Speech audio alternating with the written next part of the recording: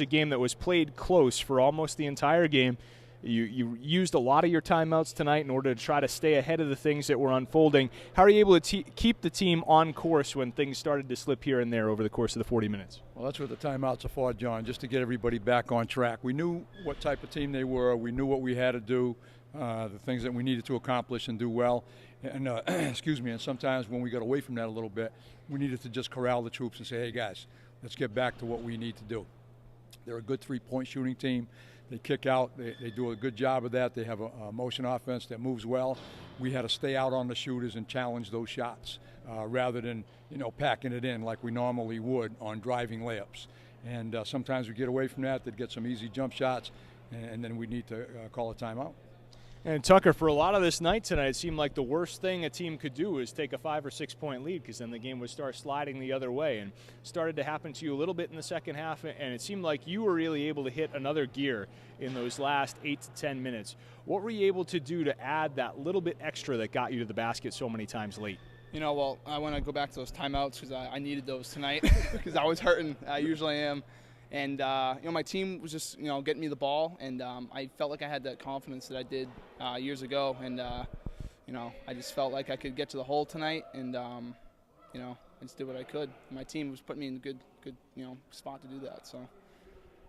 Coach, you mentioned the three-point shooting that Tufts can do so well, but it seemed like you were able to defend them really well on the perimeter tonight and limited the damage they were able to do to you. How much of that was game planned for, and then how much of it really just unfolded on the fly tonight?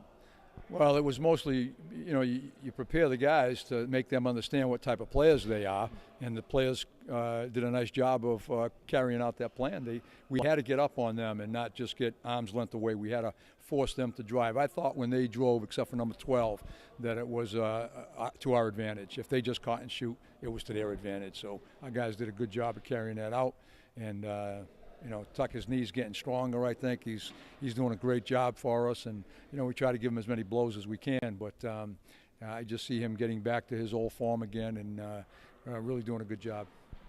And Tucker, tell me a little bit about that. As you've been here at the school for a while, you had a bigger role on this team in your younger years, and you've been working through the issues with your need to try to be somebody that can contribute on a quality team. And this is a team now 13-7 coming into February. You've got some big wins. Are you feeling the way you think you're going to need to go the rest of the way this year? Yeah, like I said, I feel like I'm starting to get that confidence back like I used to have, and I call myself one of the sophomore vet because I was a senior school-wise, but only a sophomore in the court. But I'm really trying to get that confidence back, and I feel like it's happening, and I feel like I'm getting stronger. And we don't have much time left, so I just want to do as much for my team as I can coming into these playoffs. So. Hey, Coach, something you see quite a bit with teams like Tufts and other NESCACs that have a lot of bigger players is teams from outside that league that don't have the size to match. They might play really well, they might make some shots, but they end up just getting kind of out-muscled and worn out in games like that.